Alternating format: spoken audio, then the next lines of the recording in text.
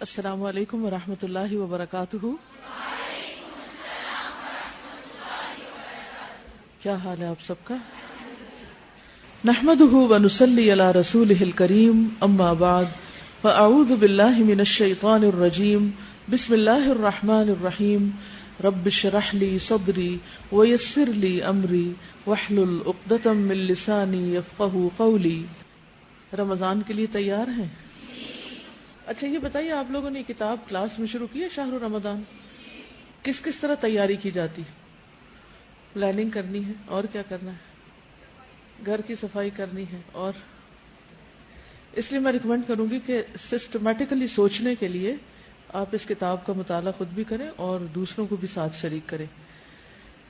رمضان کی تیاری کا بہت اہم حصہ یہ ہے کہ ہم چاند دیکھنے کی تیاری کریں، کیونکہ نبی صلی اللہ علیہ وسلم نے فرمایا ہے اذا رأیتم الہلال فصوموا واذا رأیتموہ فافطروا فان غم علیکم فصوموا 30 یوما.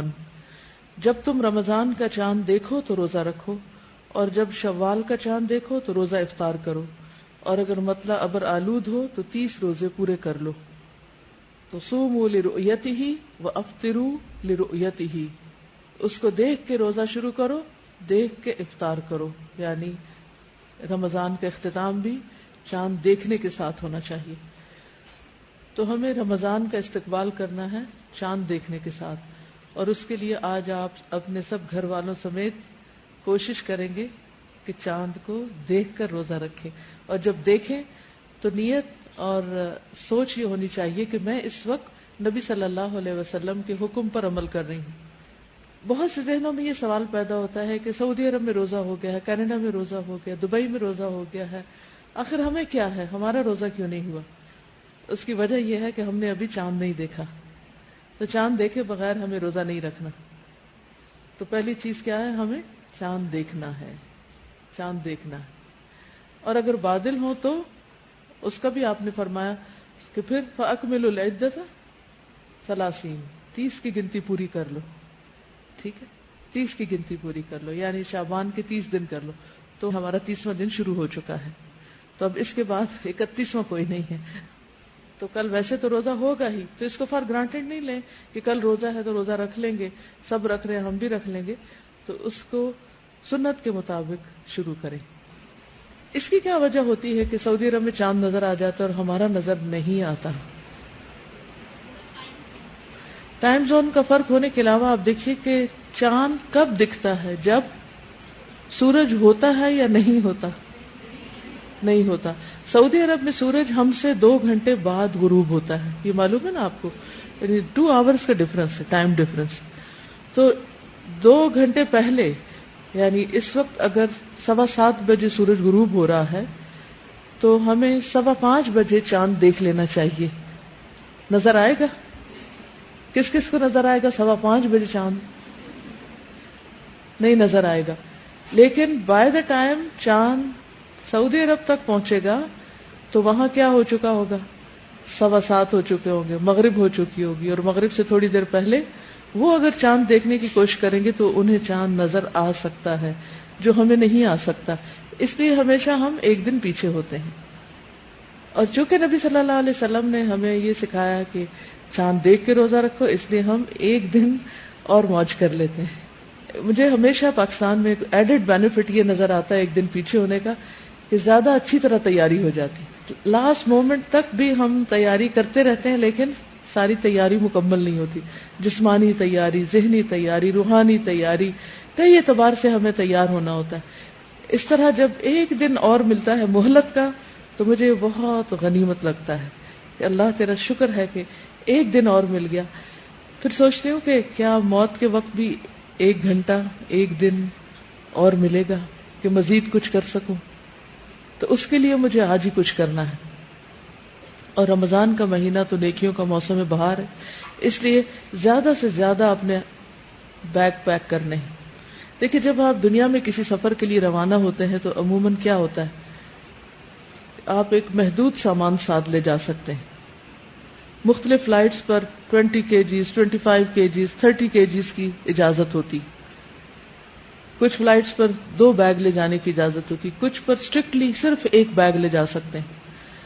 اب اگر آپ 2 مہینے کے لیے ٹریول کر رہے ہیں تو 1 بیگ میں کیا کچھ لے کے جا سکتے ہیں؟ کتنا کچھ زیادہ نہیں لے جایا جا سکتا، اور بہت سلیکشن کرنی پڑتی.